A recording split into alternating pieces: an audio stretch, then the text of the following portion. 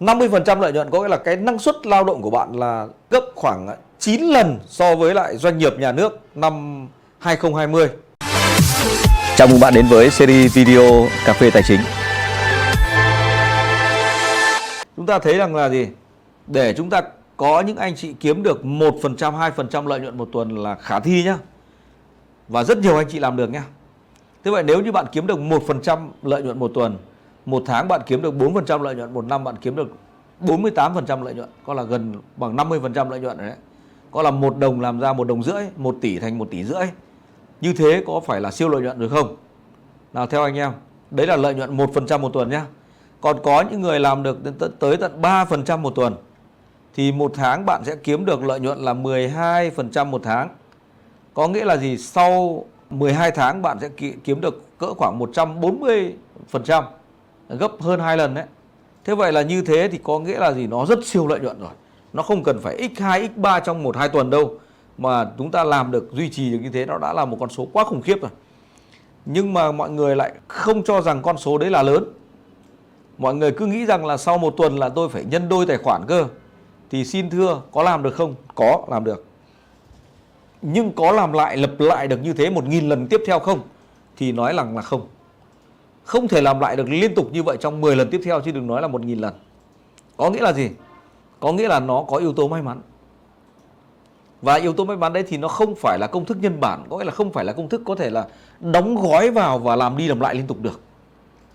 Và anh chị em quay trở lại cái công thức mà tôi hướng dẫn anh em ấy, là công thức để làm giàu ấy.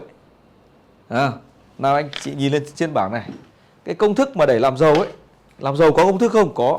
Công thức để làm giàu ấy, để làm ra tiền ấy. Làm giàu thì làm đô đúng không? Đấy, làm giàu là đô. Thế vậy là công thức để làm tiền thì chúng ta sẽ bằng giá trị này, nhân với lại cả thời gian, nhân với quy mô này. Có 3 tham số. Giá trị nó là bằng tiền, đúng không ạ? Là bằng tiền. Nhân với lại cái quy mô nó có mở rộng được không? Và thời gian làm có lâu được không? 3 cái số này thì bắt đầu nó mới tạo ra được con số nhiều tiền.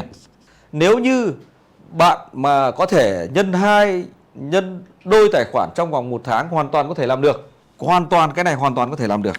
Nhưng cái cách làm đấy có mở rộng tiếp theo với quy mô vốn lớn hơn gấp 3 lần như thế có làm được nữa không? Chắc chắn là cái này là dấu hỏi.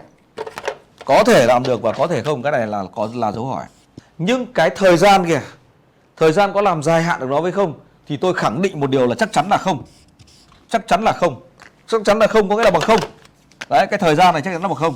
Thế vậy thưa với các anh chị là cho dù cái này là có nhá, ok làm được nhá. Quy mô tôi cứ cho làm được đi.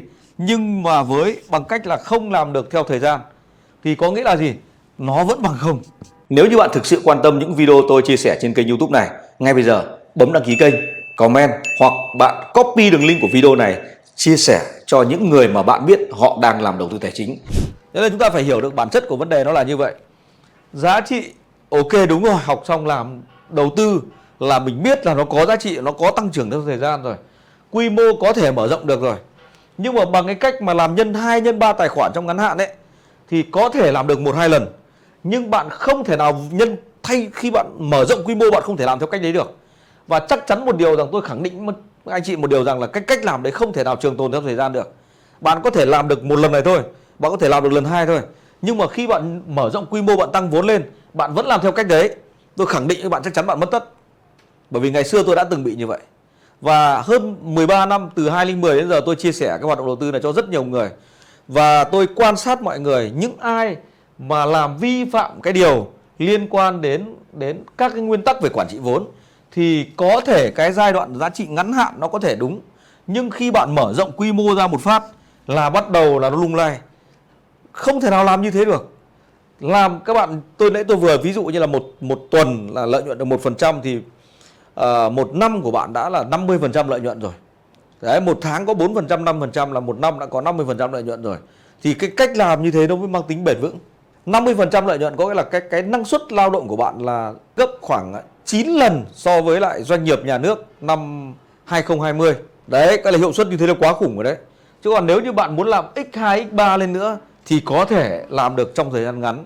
Nhưng mà bạn tiếp tục dùng cái cách làm đấy, có nghĩa là bạn kéo dài trong nhiều thời gian sau là chắc chắn nó về mo luôn. Cho nên là cái từ khóa quan trọng ở đây Đó là gì? Đó là quản lý vốn. Cái sống còn được của bạn ở trên thị trường hay không là nó đến từ quản lý vốn. Khi làm việc cùng với tôi thì được tôi cảnh báo cho, được tôi hỗ trợ cho liên tục, thì các anh chị làm rất là tốt, đi đúng bài bản, đi rất là ngon lành.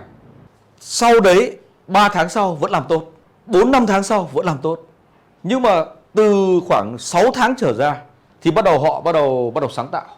Nếu như bạn thực sự quan tâm những video tôi chia sẻ trên kênh YouTube này, ngay bây giờ bấm đăng ký kênh, comment hoặc bạn copy đường link của video này chia sẻ cho những người mà bạn biết họ đang làm đầu tư tài chính